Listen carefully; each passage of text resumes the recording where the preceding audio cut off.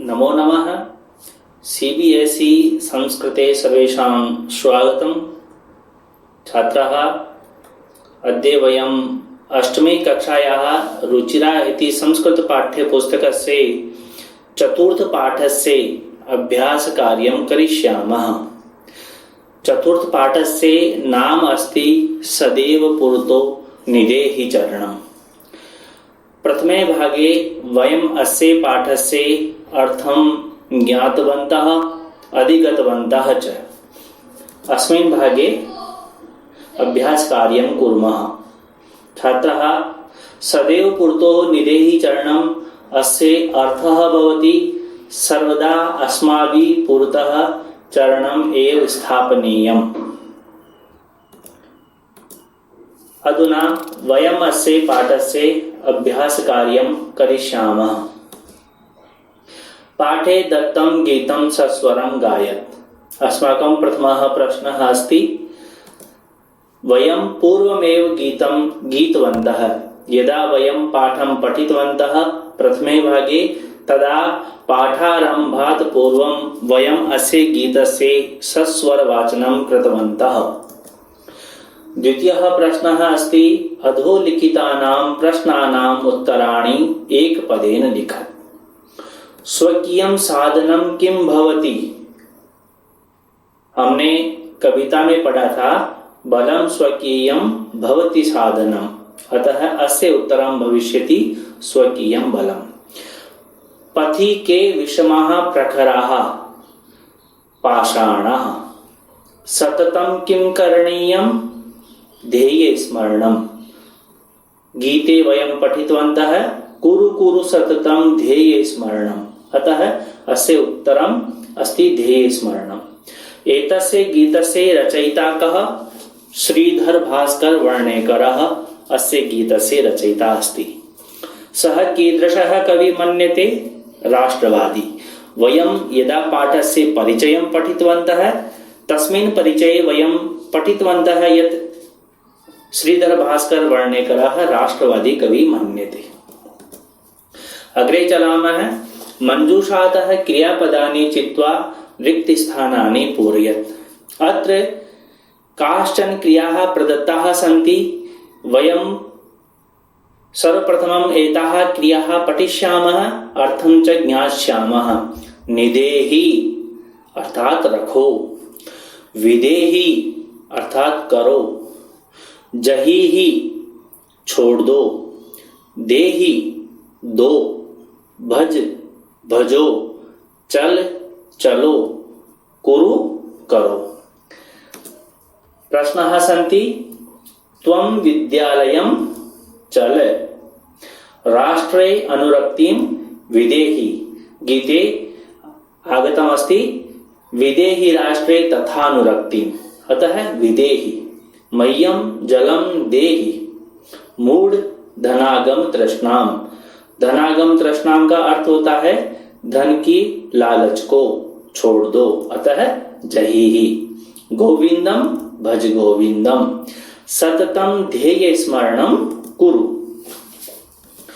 अग्रिमः प्रश्नः अस्ति, उचित कथनानां समक्षम् आम्, अनुचित कथनानां समक्षं न इति लिखत्। ट्रू फॉल्स है ये।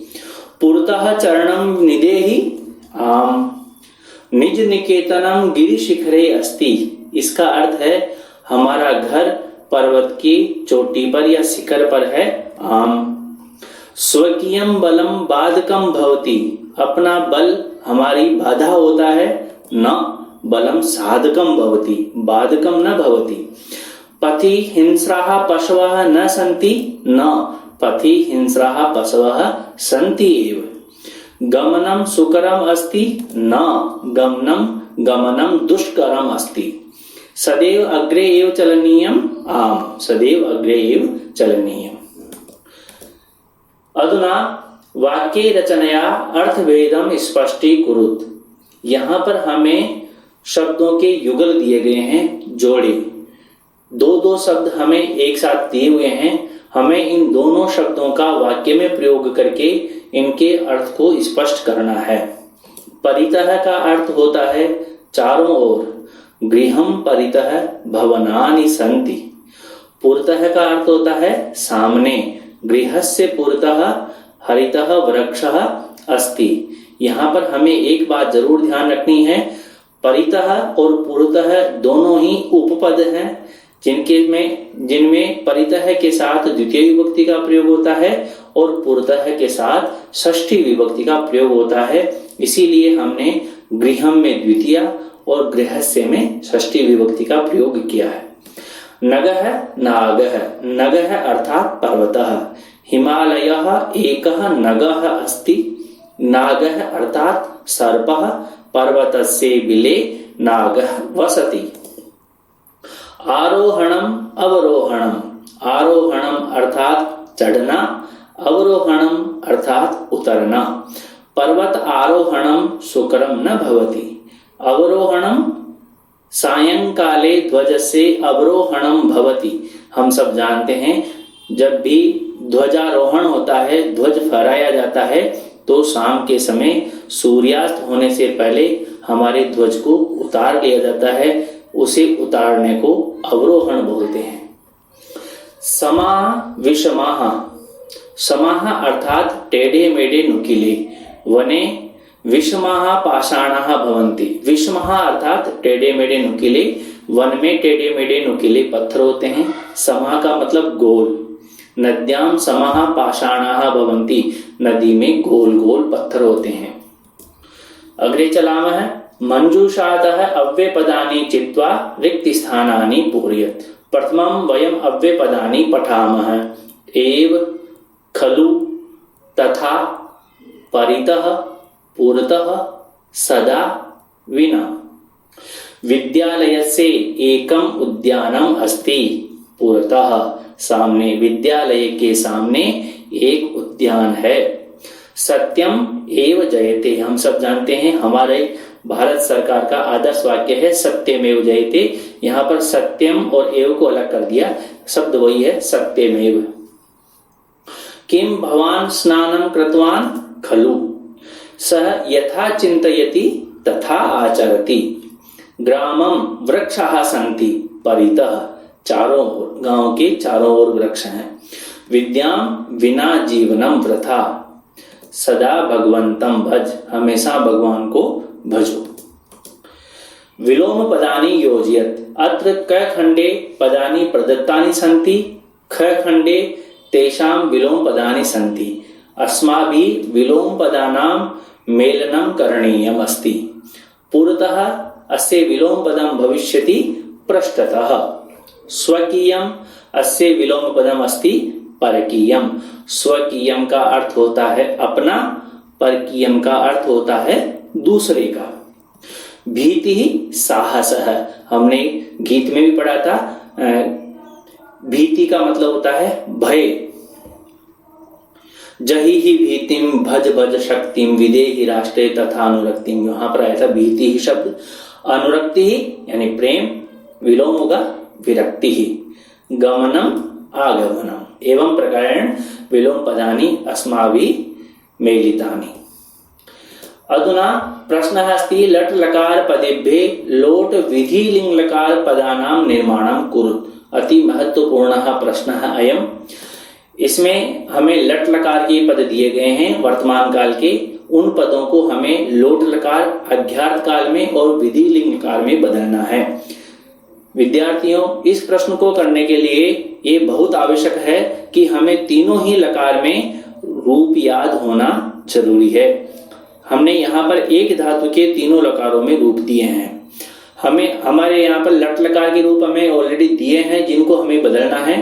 पहले हमें ये समझना पड़ेगा कि जो क्रियापद दिया हुआ है वो लट लकार के किस पुरुष और वचन का है। हमें लोट लकार और विधिंग लकार में उसी पुरुष वचन और वचन में उस क्रिया को परिवर्तित करना है, बदलना है। जैसे एक उदाहरण देखिए, यहाँ पर पहला दिया गया है पठति। हमने देखा प्रथम पुरुष एक वचन की क्रिया है पठति।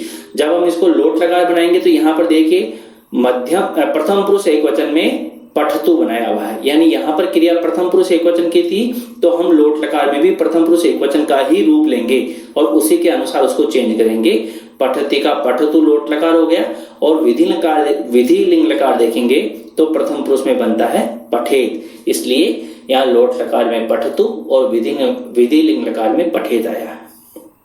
अब देखिए खेलसी क्रिया है, हमने यहाँ पर लट लकार में देखा मध्यम पुरुष एक वचन की क्रिया है खेलसी, अतः लोट लकार में खेल बनेगा, खेल। और विधि लिंगकार में हम देखेंगे जैसे पढ़ से बना पठे है तो खेल से बना खेले है।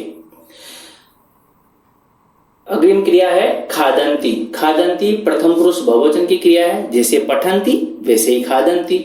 इसका जब हम लोट लकार बनाएंगे तो जैसे पठंती का लोट लकार पठंतु तो खादंती का लोट लकार खादंतु, और पठंती का विधि लिंग लकार पठेयु, खादंती का विधि लिंग लकार खादेयु। इसी प्रकार से हम सभी का परिवर्तन करेंगे। पिबामी का लोट लकार पिबानी और विधि पिबेयम। हसतः का लोट लकार हसताम और विधि लिंग हसेताम। नयाम का लोट लकार नयाम और विधि नयम। इस प्रकार से हम ये लकार परिवर्तन वाला प्रश्न हल करेंगे। अधोलिखितानि पदानि निर्देशानुसारम परिवर्तयत। इससे पहले वाले प्रश्न में हमने धातु परिवर्तित किए थे और इस शब्द में हम शब्दों का विभक्ति के अनुसार परिवर्तन करेंगे। पथिन शब्द सप्तमी एक वचन में क्या रूप बनता है? हमने जो गीत में पढ़ा था पथि पाषाणः विषमः प्रखराः, उसमें जो पथि शब्द है वो सप्तमी एक वचन का ही है, अतः पथिन का सप्तमी एक वचन पथि। और राष्ट्र शब्द चतुर्थी, क्योंकि ये अकारांत पुल्लिंग शब्द है तो हम बालक शब्द के रूप की तरह इसको परिवर्तित करेंगे। बालक शब्द के रूप यदि हम देखेंगे तो चतुर्थी विभक्ति एक वचन में रूप बनता है बालकाय, तो यहाँ राष्ट्र शब्द का रूप बनेगा राष्ट्राय। पाषाण सप्तमी विभक्ति एक वचन का रूप यहाँ पर बनाएंगे। बालक शब्द का सप्तमी एक वचन बनता है बालके, पाषाण का पाषाणे। यान नपुंसकलिंग शब्द है, फल की तरह रूप चलेंगे, द्वितीय बहुवचन में रूप बनेगा यानानि। शक्ति शब्द प्रथमा एक वचन में शक्ति ही रूप बनेगा, और पशु शब्द की सप्तमी विभक्ति बहुवचन में पशुषु रूप बनेगा। इस प्रकार से विद्यार्थियों हमने ये हमारे चौथे पाठ सदैव पुरतो निधेहि चरणम का अभ्यास कार्य हमने पूर्ण किया। मैं समझता हूं आप सभी को ये अभ्यास कार्य अच्छे से समझ में आ गया होगा। सभी को बहुत बहुत धन्यवाद। आपका दिन मंगलमय।